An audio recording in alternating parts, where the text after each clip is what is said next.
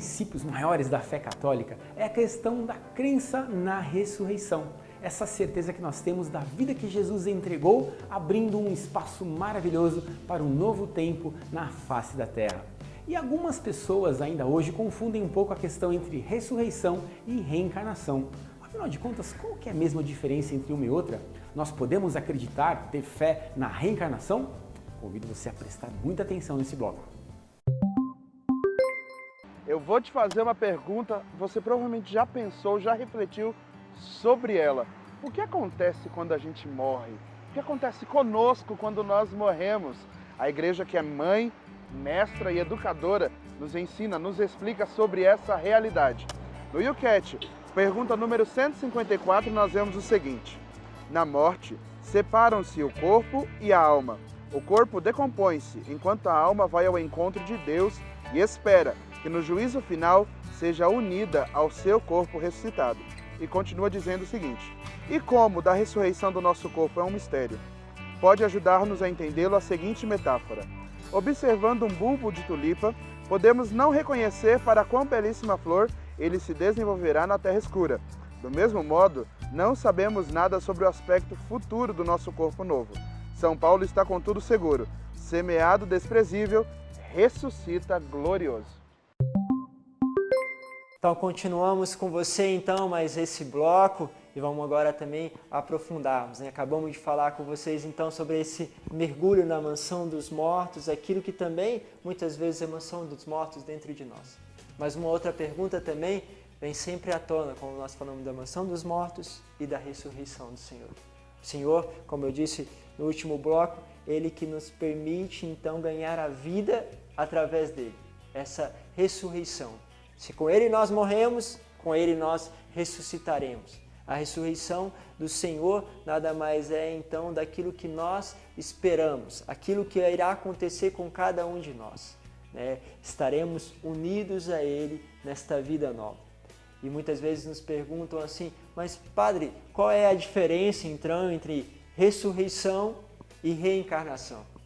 Bom, quero pegar com vocês então o Catecismo da Igreja Católica no parágrafo 1013 e vamos começar pelo Catecismo, ver o que ele nos diz.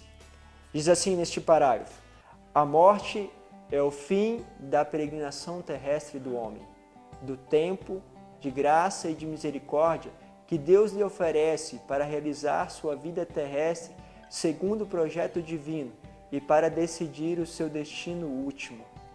Quando tiver terminado o único curso da vida terrestre, não voltaremos mais a outras vidas terrestres. Os homens devem morrer uma só vez, como diz lá em Hebreus, capítulo 9, versículo 27.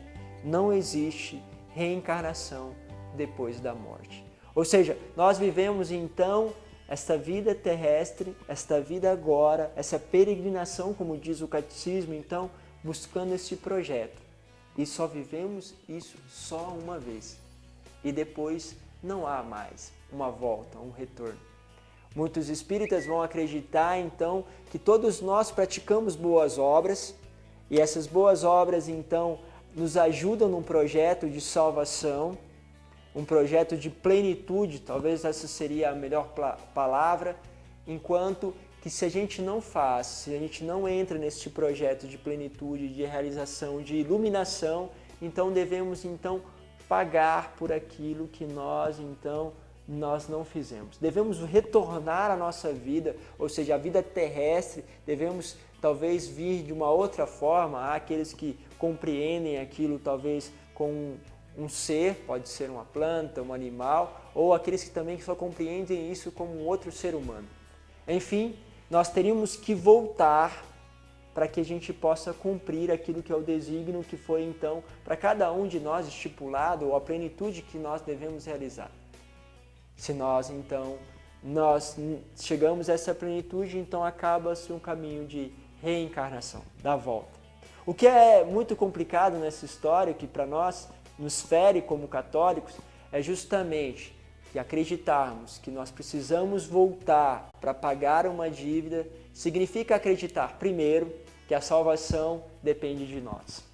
Se nós formos bons o suficiente, talvez aí nós nos tornamos um pouco fariseus, bons o suficiente, mestre da lei o suficiente, praticantes da palavra o suficiente, alcançaremos o céu. E olha que de vez em quando essas mentalidades vão entrando no nosso cotidiano. E assim, então, se nós então respondemos, se somos corretos, então merecemos o céu. Então, um erro é acreditar nisso, porque a salvação é simplesmente um dom de Deus.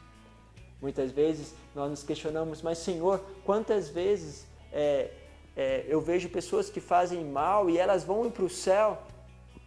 E Jesus vai muitas vezes nos dizer assim, que as prostitutas, talvez os adúlteros, nos precederão no céu, aqueles que cometeram pecados, porque muito maior é a graça de Deus. E todos aqueles que acreditarem na graça de Deus, então, encontrarão a salvação. E é lógico, a consequência de acreditar em Deus é também buscar boas obras, é fazer o nosso melhor.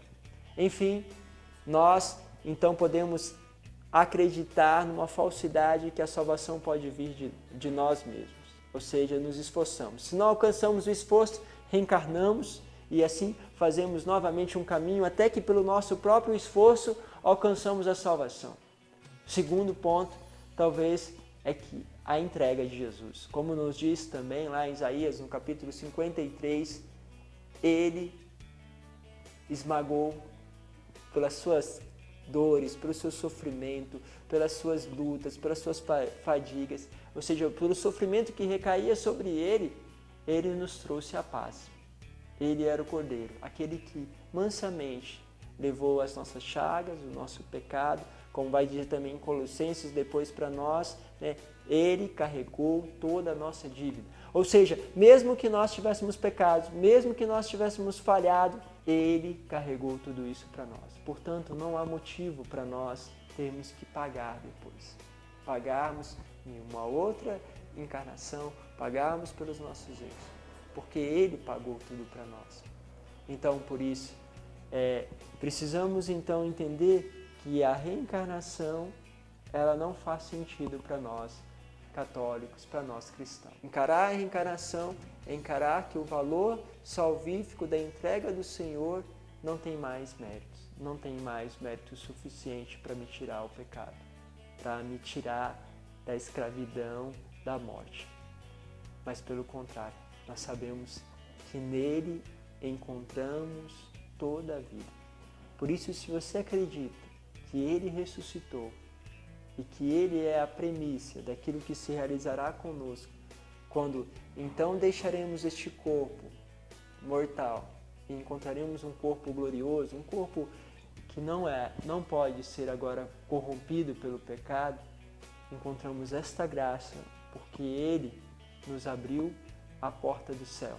Ele se entregou por cada um de nós e entregando por cada um de nós encontramos uma salvação de um Deus que nos ama gratuitamente.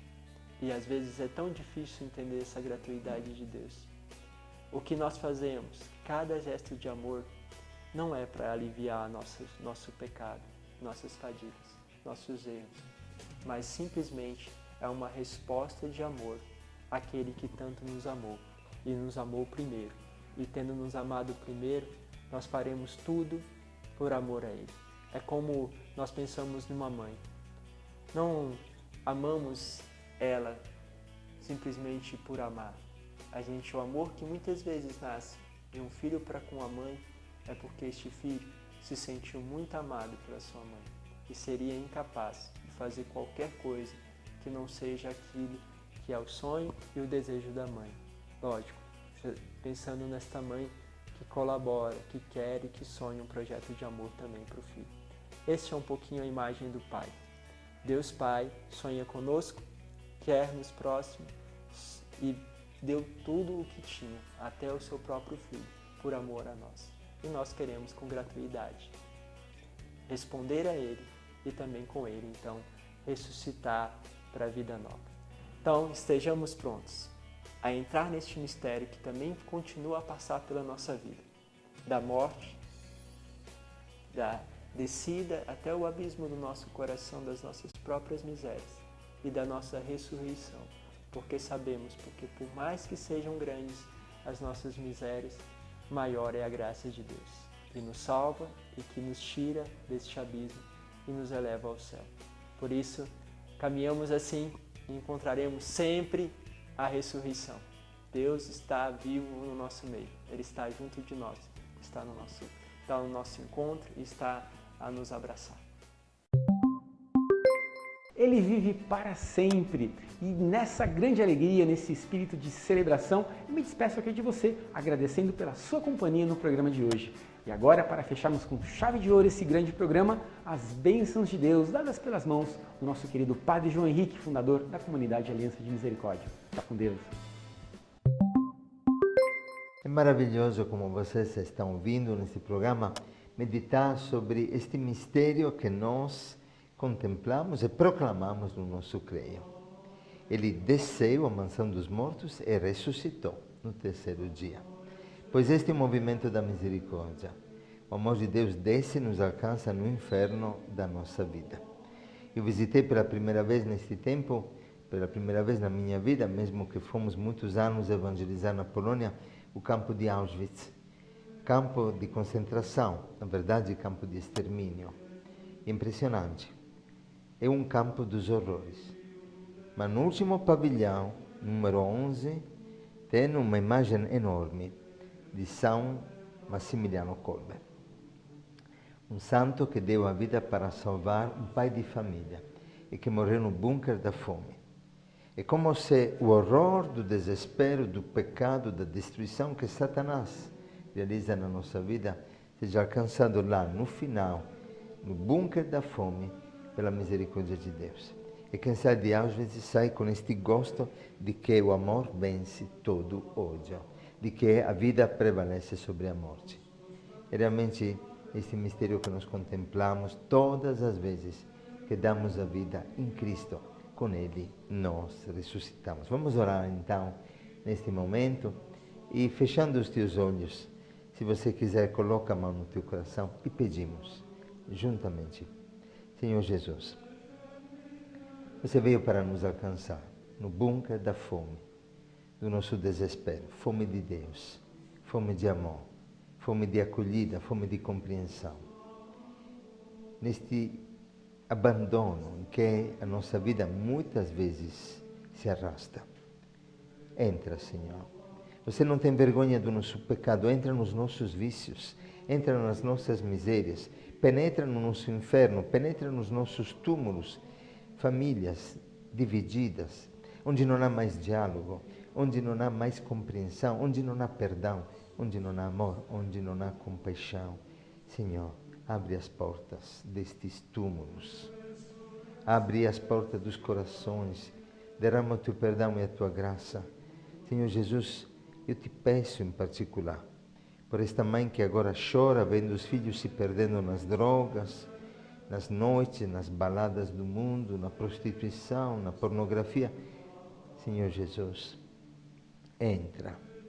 Você tem poder para transformar a morte em vida e para dar vida onde somente há trevas de morte.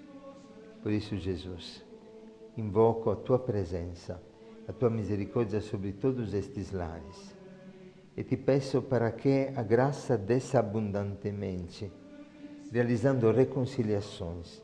Coloca no coração desta pessoa que agora está assistindo ao programa o desejo de pedir perdão para sua mãe. Há quanto tempo que guarda mágoa e não consegue reconciliar-se? Esta mãe que precisa reconciliar-se com o seu pai. Senhor Jesus, reconcilia o coração dos pais com os filhos, dos filhos com os pais, pois onde não há amor, há morte. E onde há amor, nós passamos da morte para a vida. Tu és a vida, Jesus. Eu te proclamo. Eu proclamo a tua vitória nestas vidas.